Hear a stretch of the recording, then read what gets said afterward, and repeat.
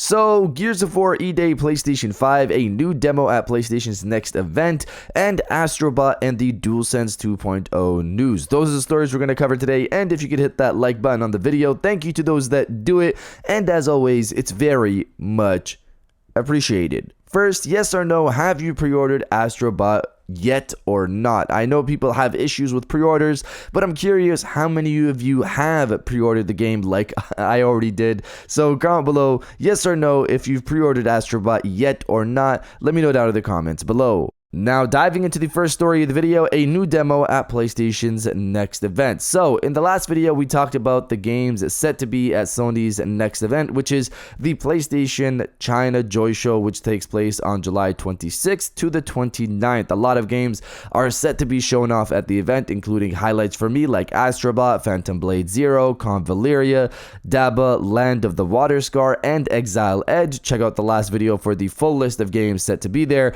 But one game was missing from this list that was there last year, and a game we've been waiting for a while, and a game that was actually supposed to release earlier this year. That game is Lost Soul Aside. The last update we got for the game was that we're going to be getting a new update for the game in the future. The China Hero Project X account posted this up not too long ago. Hello from the Lost Soul Aside producer Yang Bing, and we will share more about this work in progress title later. That happened on April 9th, and since then, we haven't heard anything new. Now that we're caught up, we have a supposed leaker with the X handle Ignis the Wise stating, "Don't panic, even though Lost Soul Aside is absent from the already announced PS lineup at China Joy, it will still be there with a brand new demo as I stated before." So looking into this person, because I haven't seen them before, they seem to have many supposed leaks out there, with two that I found that maybe had some credibility, which was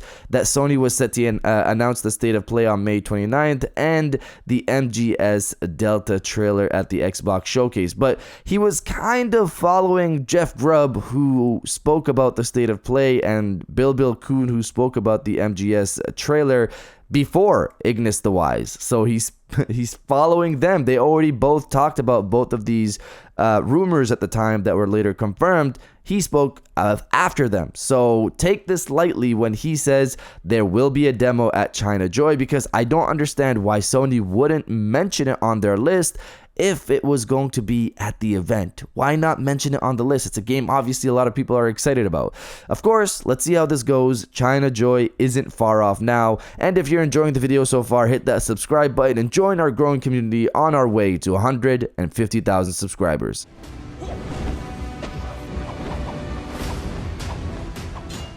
Now, diving into the second story of the video, Gears of War E-Day PlayStation 5. Reading from Insider Gaming, when Gears of War E-Day was announced back in June, many fans wondered if it would be a console exclusive to Xbox or if a PlayStation release would also happen. Fast forward a month later, and the job posting is hinting at a possible release on Sony's platform. The coalition is looking for a senior online client engineer to work on Gears of War E-Day. This position, according to the post, will help build the multiplayer and online experience of the game, including in-game economics and commerce, session management, player statistics, user-generated content, and matchmaking.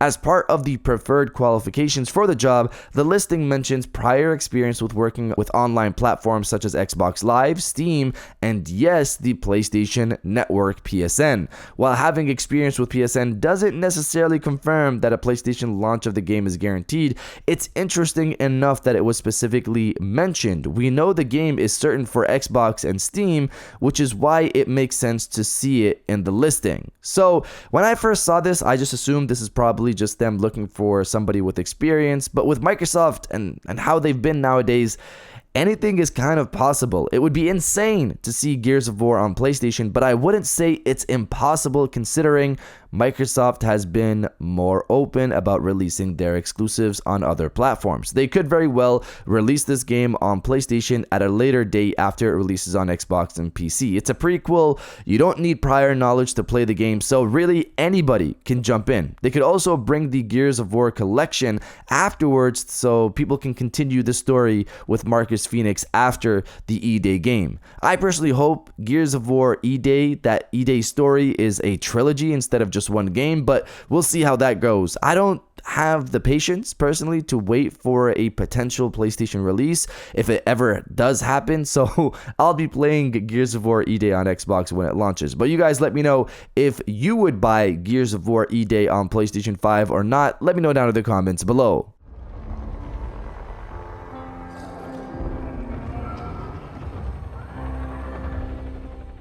And now diving into the final story of the video, Astrobot and the Dualsense 2.0. Reading from WCCF Tech, in a new interview with Team Asobi's studio director and creative director Nicolas Dessette, French journalist and YouTuber Julien Chiese, I know I butchered that, my apologies, talked about the sequel to 2020's Astro's Playroom. Team Asobi wanted a sequel with a constant tempo instead of just stretching out the game. Apparently, the team never aimed for the game to be 20 hours plus. Instead, they opted for a game length of around 12 to 15 hours. Compared to the 2020 PlayStation 5 launch title, Astrobot will feature an overhauled game engine, resulting in additional physics as well as improved visuals. In addition, for the sequel, Asobi formed a new internal Dualsense 2.0 team consisting of 3 to 4 people in order to think about new ideas on how to use the PlayStation 5 Dualsense controller. So I'm really happy the game was never pushing for the 20 plus hour mark. 12 to 15 hours is perfection,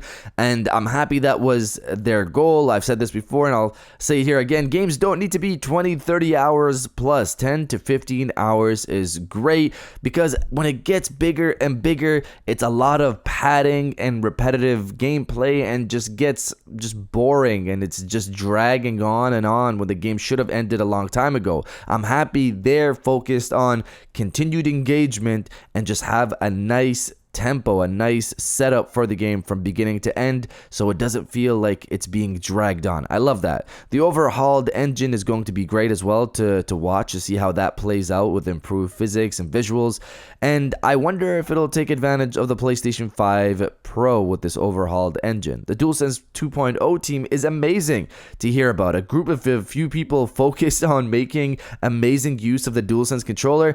If only every developer did this, my goodness, how many games out there would have that Returnal, at least Returnal level type of DualSense. Hearing DualSense 2.0 also makes me wonder about the DualSense V2, which we saw pop up earlier this year and just disappear off the face of the planet, and nobody really talked about it since then. Maybe it'll show up with the PlayStation 5 Pro as well, but you guys let me know if you think 12 to 15 hours is a good playtime or not. Let me know down in the comments below, and if you guys did enjoy this video, please hit that like button, as it always helps, and subscribe if you're new. I got new videos every Monday, Wednesday, and Friday, and now I'll check you guys out on the next one.